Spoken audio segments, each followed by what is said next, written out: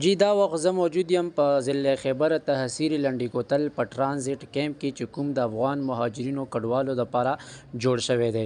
یاد دې وي چې د حکومت ډیډلاین ورکولو نه پس په غیر قانوني توګه چې کوم میشت افغان مهاجرین دي په دوی په تګ کې اضافه شوې ده او تقریبا تر نن ورځې پورې 2 لکه مهاجرین خپل وطن ته لیږلي شوي دي. دلته په ټرانزیټ کیمپ کې د مهاجرینو د سهولت لپاره ډیر داسې ګامونه اخیستلی شوي دي چې په دې کې نادره چې کوم ګاډي دي هغه هم موجود دي چې دوی نه ډیټا اخلي او بیا یې د تورخم په لاره باندې خپل وطن ته لیږي. د بې کوره شوو افغانانو کډوالو لپاره د الخدمت فاونډیشن ټیمونه او ورسره نور علاقایي چې کوم خیر ښېګړې تنظیمونه دي هغه لګیا دي او د افغانو مهاجرینو لپاره د خوراک څښاک سره موبایل امبولانس او د یخنۍ د بچ کېدو لپاره ورته نور کمبل وغیره هم ورکولی شي. بسم الله الرحمن الرحیم. ډیره مننه زړګیا.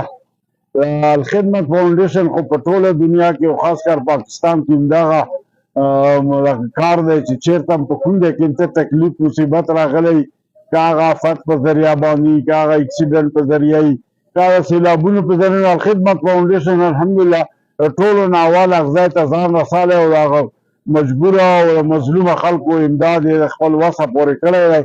نو بس د الخدمت دا کار دی په دغه کې انشاءالله موږ لګیا یو خیره سره. خوږه دا خو نن 5مه ورځ ده چې کوم ټرانزیټ مهاجر دي او هغه افغانستان ته درومي. موږ دلته د ګلاب په ګراونډ کې موږ د کیمپ لګالی دی الخدمت فاونډیشن. په دغه کې خو د دغه نه بغیر چې دغه کې موږ خوراکان ورکوو اوبه هم ورکوو او دلته موږ اوبه هم هغه ټینکۍ ځای په ځای د اوبو دغو خلکو ته ډېر تکلیف و د خوراکي ډېر تکلیف و. نو هغه الحمدلله 5مه ورځ ده چې غرمه او ماښام مسلسل دا هغه شوري دی الخدمت فاونډیشن نه.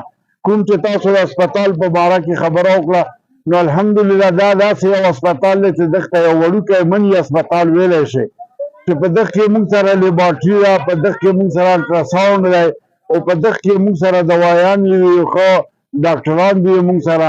نو دلته هر سهولت الحمدلله دلته موجود دی. هغه لکه په دغه ځای کې نه و چې څوک به مریض شول یا به بیهوشه شو نو هغه به لنډي کوتل هسپتال ته تلو. نو موږ دا کیمپ اول ورځ نه لګالی اوس هغه تکلیف خلکو ته نشته. دلته مریضان راځي او چې څه ضرورت وي بس هغه دلته پوره کېږي. خیرت. سایم خان افریدي، پیام خیبر، لنډی کوتل.